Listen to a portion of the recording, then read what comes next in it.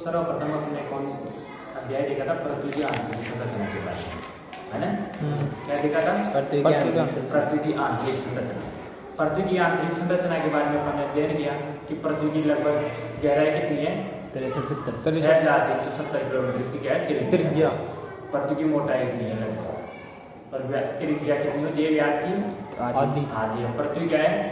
एक गोल है, और उसके केंद्र तक के लिए कितनी दूरी तय करनी पड़ेगी? 6370। तो पृथ्वी की आंतरिक संरचना के बारे में हम अध्ययन करेंगे। तो पृथ्वी की आंतरिक संरचना के बारे में हमें किस प्रकार से पता लगाए, क्या क्या है, कैसे क्या है पृथ्वी की आंतरिक संरचना, है ना? ये भूगर्भ की जानकारी के साधन देखो, इसके दो साधन है, दो तरह से पता लगाते हैं। एक तो प्रत्यक्ष स्रोत के माध्यम से और एक अप्रत्यक्ष स्रोत के माध्यम से। प्रत्यक्ष स्रोत और अप्रत्यक्ष स्रोत को आप कैसे निर्धारित करोगे? जैसे मान लो प्रत्यक्ष स्रोत है, जो मतलब हम देख सकते हैं उसे, हम खुद अनुभव कर सकते हैं उसे क्या कहेंगे?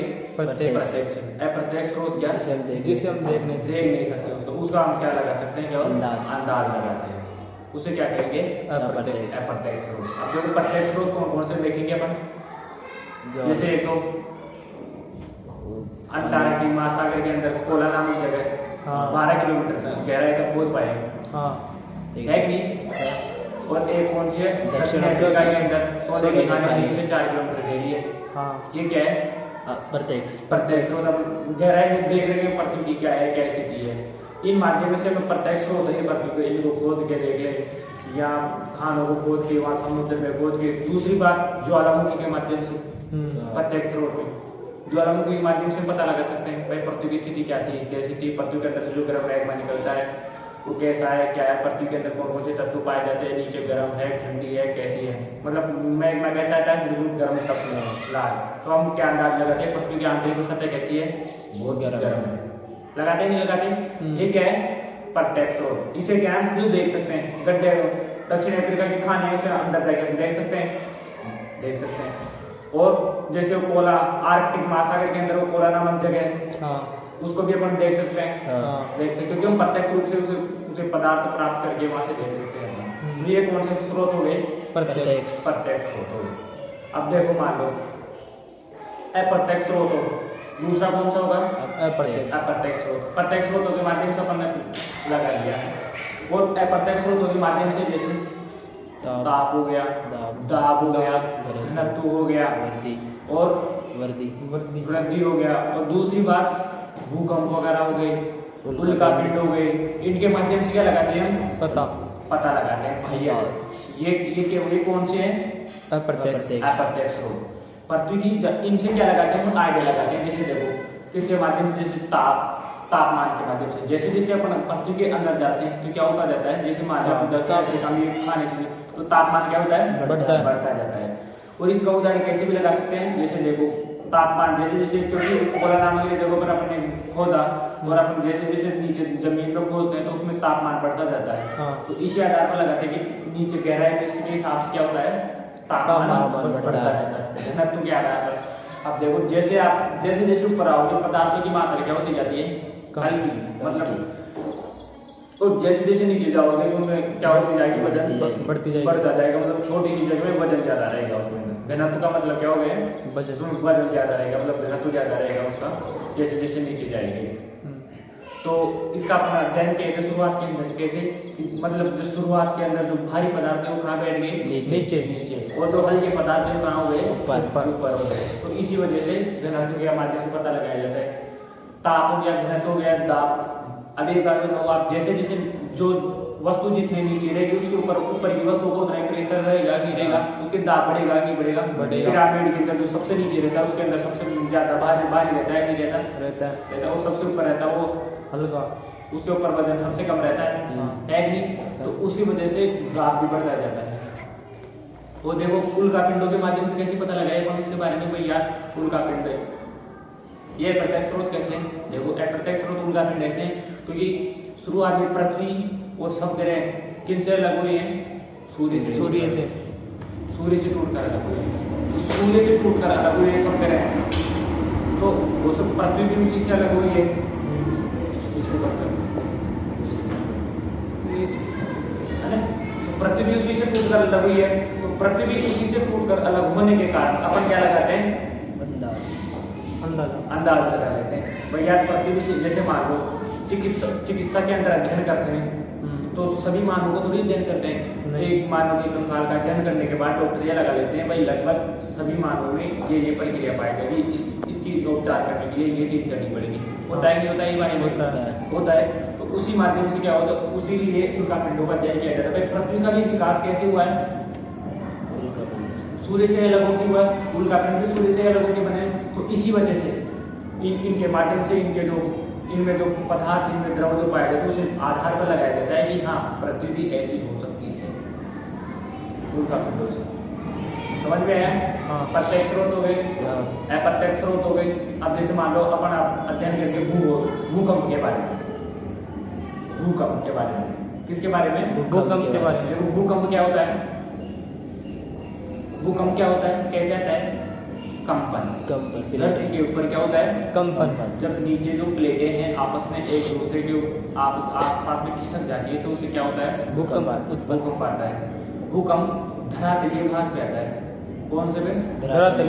धरातल मतलब जिस पर निवास करते हैं। धरातलीय भाग कितना किलोमीटर है? लगभग ऊपर धरातल से 200 किलोमीटर नीचे तक का भाग क्या पाया जाता है? धरातलीय। स्थल मंडल कहते हैं, किस नाम से जाना जाता है? स्थल मंडल के नाम से। और इसी पे भूकंप आते हैं, है ना? तो भूकंप भी देखो आने के मुख्य कारण क्या होते हैं? प्लेटों का आपस में खिसकना। उसमें कुछ भी कारण हो सकता है, जैसे कोई दाब के कारण या फिर कोई भूकंप के कारण या किसी भी कारण से प्लेटें आपस में जब एक दूसरे से सटती है, एक दूसरे से अलग होती है, एक दूसरे में प्रदर्शन होता है, तो इस वजह से क्या होते हैं? भूकंप होते हैं। पृथ्वी का कंपन, उससे क्या होती है? ऊर्जा निकलती है। भूकंप का उद्गम केंद्र क्या कहलाता है? नीचे। जिस स्थान से भूकंप का उद्गम हो वो क्या कहलाता है? फोकस। और जिस स्थान पर धरातल के अंदर जो उसका केंद्र रहेगा उसके जस्ट 90 डिग्री के ऊपर का जगह वो क्या कहलाएगी? एपिसेंटर। क्या कहलाएगा वो? एपिसेंटर। फोकस बिंदु कौन सा कहलाएगा? जहां से भूकंप की उत्पत्ति हुई है वो क्या कहलाएगा? फोकस बिंदु। और स्वयं उसके 90 डिग्री कोण के ऊपर स्थित धरातलीय बिंदु वो क्या कहलाएगा? एपिसेंटर कहलाएगा। कहलाएगा ही नहीं कहलाएगा? अब जब भूकंपीय तरंगे, अब भूकंप के अंदर क्या होती है? तरंगे पैदा होती है। जैसे मान लो जैसे आप मान लो कोई भी पानी है, पानी के अंदर आप पत्थर डालो, पत्थर डालने के ऊपर लहरें फैलती है, नहीं फैलती? आपने कभी भरे हुए पानी के अंदर पत्थर फेंका है? आपको पूछ रहा हूँ मैं, फेंका है? तो पत्थर फेंकने के बाद में जो उसके बिल्कुल गोल जो पत्थर पड़ा है उसके बाद में गोल से बिल्कुल जाती है लहरें, नहीं जाती है? कंपन इसी वजह से क्या होती है? ऐसी लहरें होती है भूकंप के अंदर, है ना? अब जब भूकंपीय तरंगे, उन्हें क्या कहते हैं? भूकंपीय तरंगे। अब भूकंपीय तरंगे भी कितने प्रकार की होती हैं? दो प्रकार की होती है मुख्यतः। कौन सी? भूगर्भीय तरंगे और धरातलीय तरंगे। भूगर्भीय को जो आंतरिक भाग की तरंगे और एक धरातलीय तरंगे। अब इनके भी भाग होते हैं। सबसे पहले बुनियादी तौर पर भूकंपीय तरंगे 2 प्रकार की होती हैं। किस तौर पर? बुनियादी तौर पर भूकंप की तरंगे 2 प्रकार की होती है। कौन कौन सी? भूगर्भीय तरंगे और धरातलीय तरंगे। भूगर्भीय तरंगे और धरातलीय सेलों के मध्य अन्योन्य क्रिया के कारण तरंगे उत्पन्न होती है। भूगर्भीय तरंगे और धरातलीय सेलों के मध्य आपस में क्रिया होती है, उसके माध्यम से क्या होती है?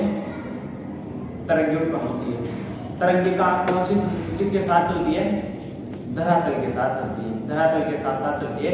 तरंगों का वेग अलग अलग घनत्व वाले पदार्थ से गुजरने पर क्या हो जाता है? परिवर्तित हो जाता है।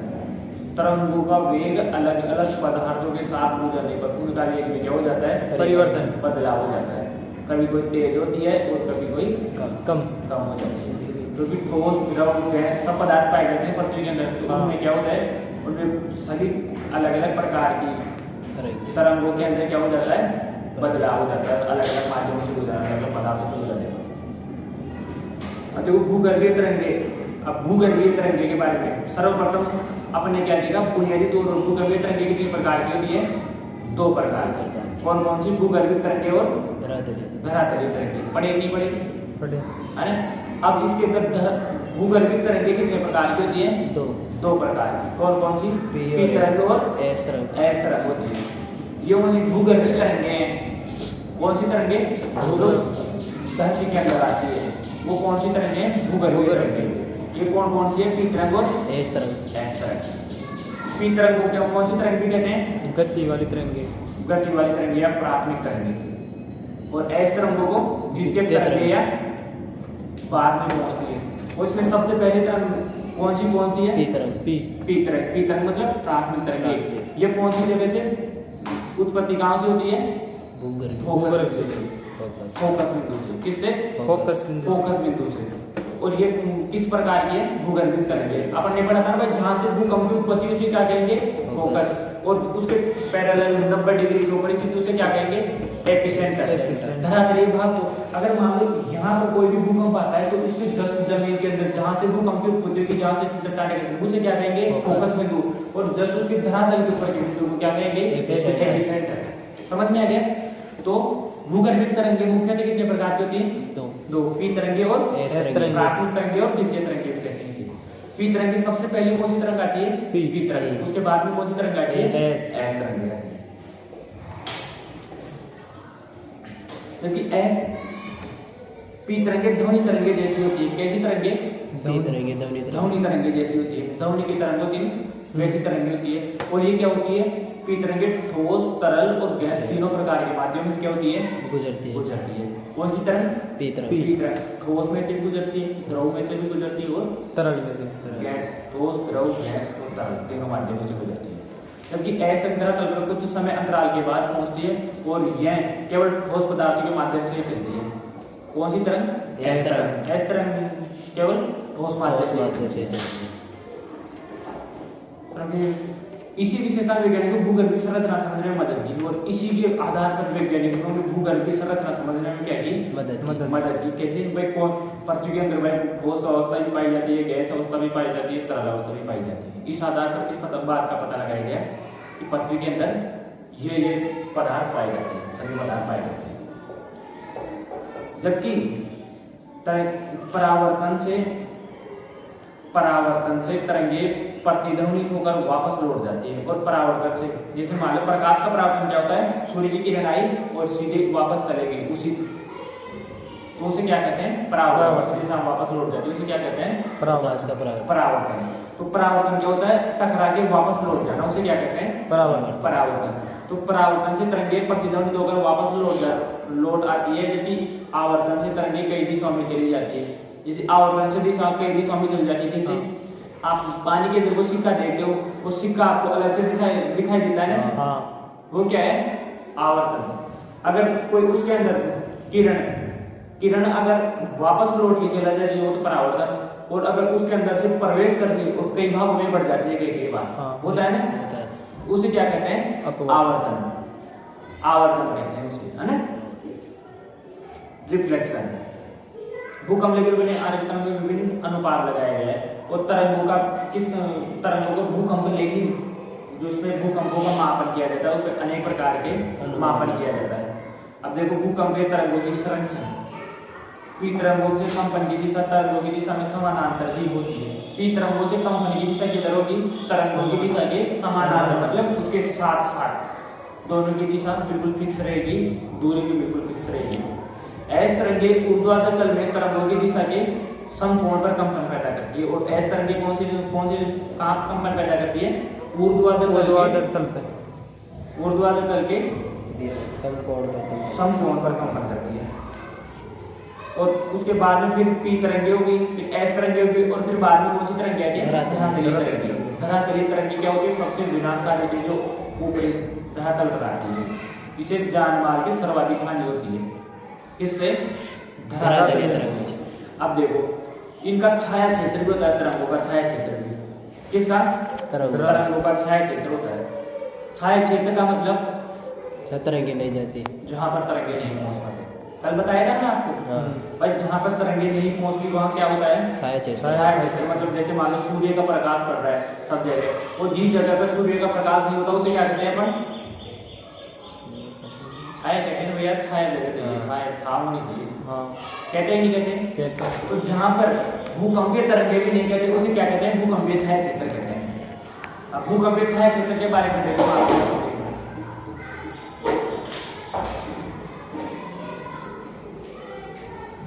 देखो जैसे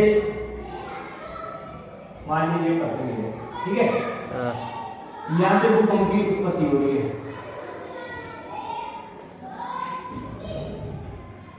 ठीक है, यहाँ से भूकंप की उत्पत्ति होने के बाद तरंगे कैसे ऐसे फैलेगी आपस में एक दूसरे की तरफ, जाएगी नहीं जाएगी? जाएगी। जाएगी। तो फिर क्या होगा देखो, मान लो ये एस तरंगे हैं, कौन सी? एस तरंगे। चलो पहले पी तरंगे ही बारे में, फिर एस तरंगे, पी तरंगे। पी तरंगे कहाँ था? ठोस, द्रव, गैस तीनों पदार्थों में जाती है, नहीं जाती? जाती है। और अब देखो पी तरंगे, लेकिन पी तरंगों का क्या होता है, तो छाया क्षेत्र होता है जहाँ पर पी तरंगे नहीं पहुंच पाती, उसे क्या कहते हैं? छाया क्षेत्र। छाया क्षेत्र। अपनी स्थिति से ये क्या हो गया? फोकस बिंदु हुआ ही नहीं होगा? हो गया। और जस्ट इसके ऊपर वाला बिंदु धरातल के ऊपर क्या हो गया? एपिसेंटर। हुआ ही नहीं हुआ? हो गया। अध्ययन कीजिए भी इसके बारे में पढ़ना। हाँ फोकस बिंदु और एपिसेंटर समझ में आ गया। फोकस बिंदु से 105 डिग्री से कितनी डिग्री? 105 डिग्री से। और 105 से 145 डिग्री के बीच में क्या होता है? छाया क्षेत्र। किसका? पी तरंगों का। पी तरंगों का छाया क्षेत्र। पी तरंगों का छाया क्षेत्र कौन कहां से कहां तक होता है? 105 से 145। 105 से 145 105 से 145 के बीच में होता है। क्या होता है ये? छाया क्षेत्र। छाया क्षेत्र का मतलब यहाँ पर पी तरंगे नहीं पहुंचती। कोई सा भी अलग अलग, मतलब हर जगह कहीं भी मान लो जैसे भूकंप आता है तो उसका छाया क्षेत्र कौन सा रहेगा? 105 से 145 डिग्री के बीच में। वहां पर क्या होगा? छाया क्षेत्र रहेगा, वहां पर भूकंप की तरंगे क्या होगी? नहीं पहुंच पाएगी। ये कौन सी तरंगे नहीं पहुंच पाएगी? पी तरंगे। पी तरंगे नहीं पहुंच पाएगी, ठीक है। अब देखो गैस तरंगों के बारे में।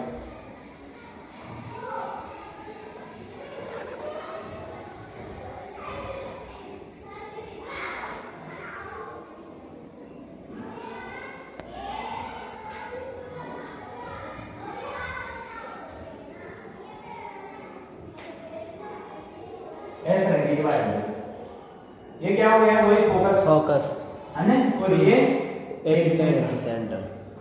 फोकस बिंदु से ये कौन सी तरंग आ गई? एस तरंगे किसमें प्रवेश करती है? ठोस माध्यम। किसमें? ठोस माध्यम। पी तरंगे ठोस, द्रव और गैस तीनों माध्यम में प्रवेश करती है। एस तरंगों का छाया क्षेत्र कितने से कितना रहेगा? 105 से 105। 105 से 105। ये क्या रहेगा? छाया क्षेत्र। छाया क्षेत्र रहेगा किनका? एस तरंगों का। एस तरंगों का।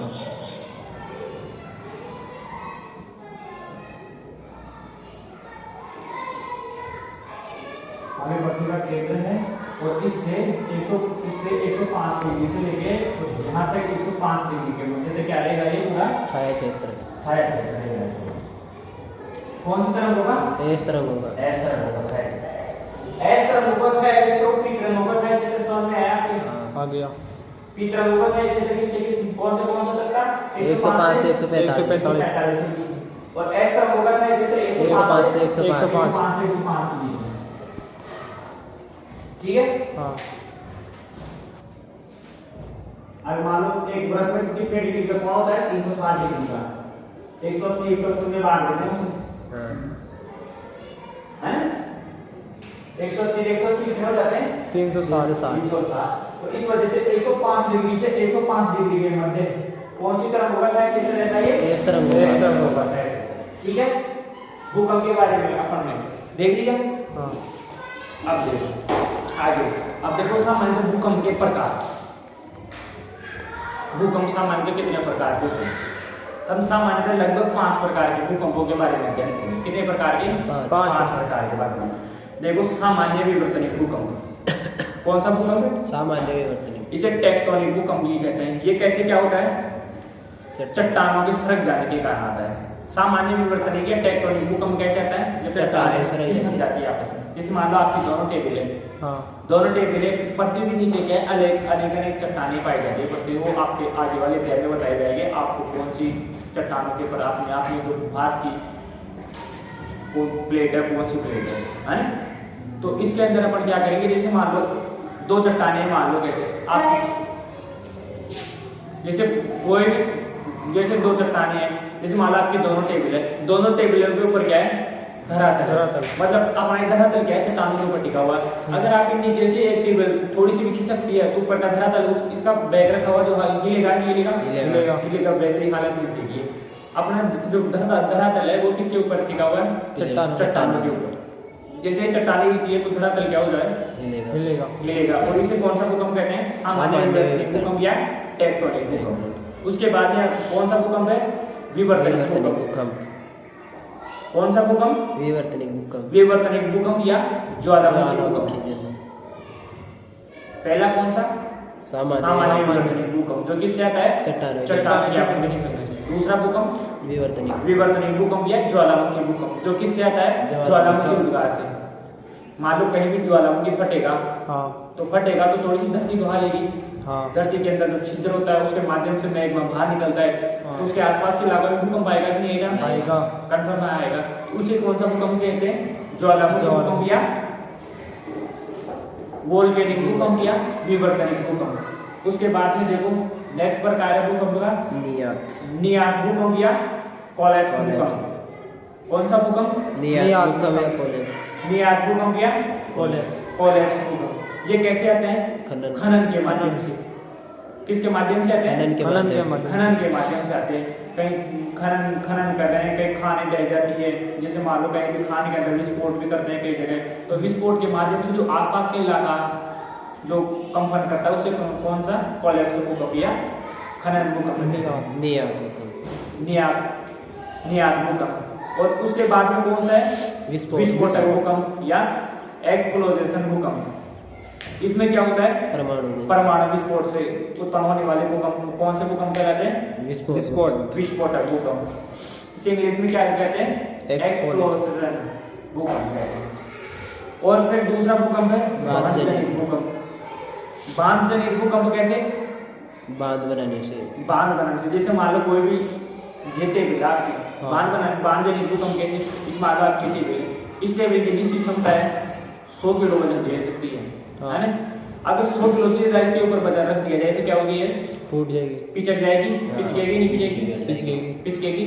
तो वही हालत होती है। मान लो जैसे कोई भी धरातल पर अपन कृत्रिम बांध या जलाशय निर्माण करते हैं और उस चट्टान की क्षमता से ज्यादा उसके ऊपर क्या हो जाता है, पानी इकट्ठा हो जाता है, उसकी क्षमता से ज्यादा क्या हो जाता है, उसका वजन हो जाता है, तो क्या होगी, वो चट्टान अपने आप में कंपन करेगी, वो हिलेगी। उसे क्या कहते हैं,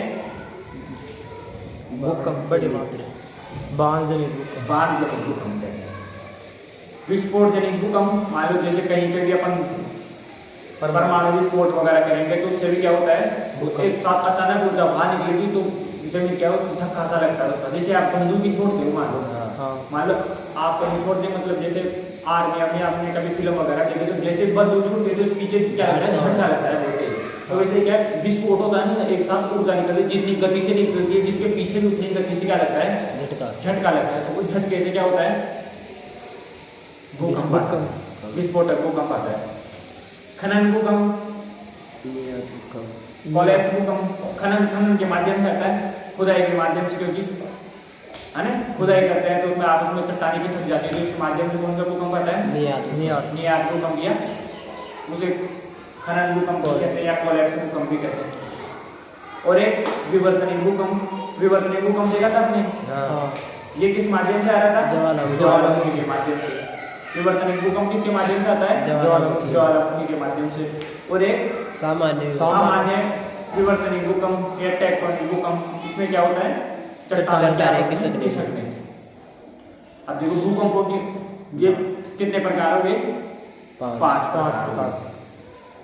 प्रकार। सामान्य विवर्तनिक भूकंप, देखो वापस देखो कौन कौन से प्रकार हुए, 5। सामान्य विवर्तनिक भूकंप टेक्टोनिक, जिसमें प्लेटों को टकराने से। दूसरा हो गया विवर्तनिक भूकंप, ये किसके माध्यम से आ रहा था, ज्वालामुखी के माध्यम से।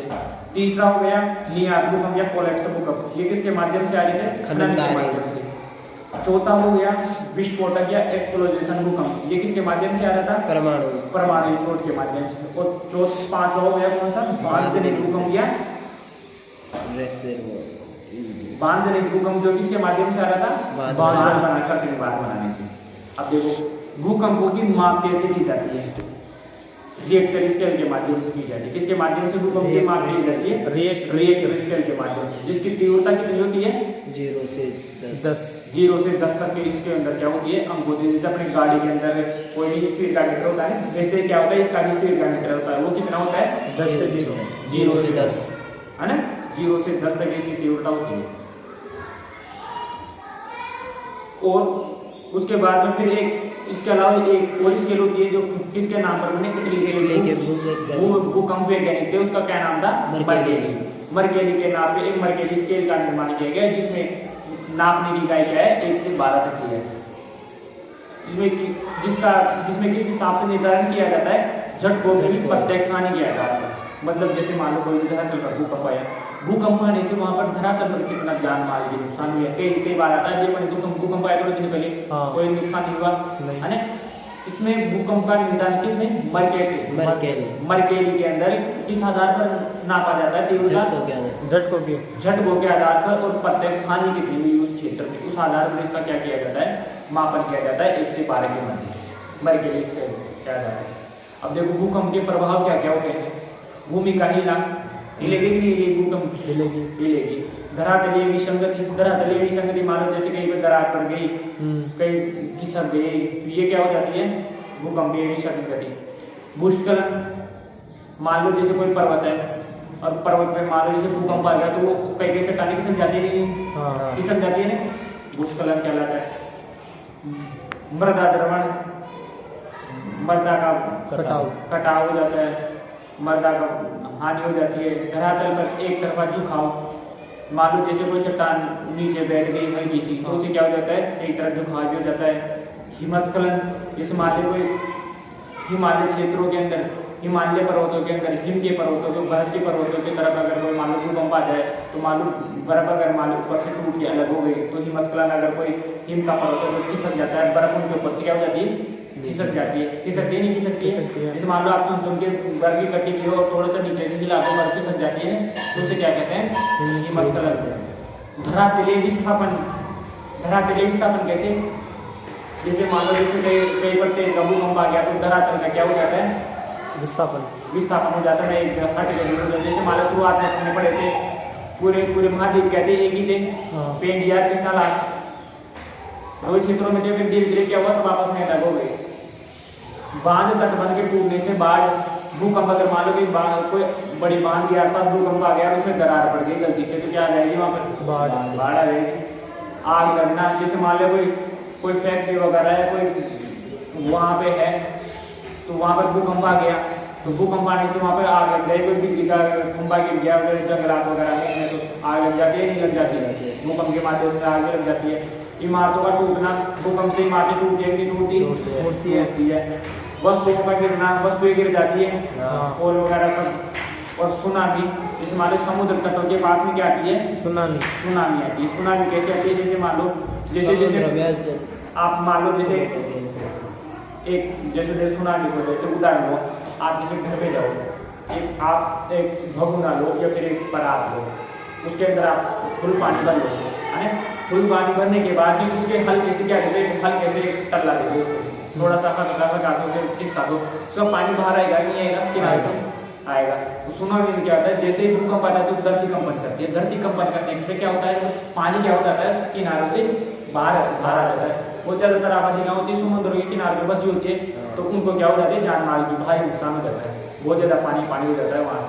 उसे क्या सुनामी में उससे क्या हो जाता है? भारी नुकसान हो जाता है। और सुनामी का प्रभाव पड़ेगा तो फिर मान लो सुनामी का प्रभाव जान माल की हानि होगी।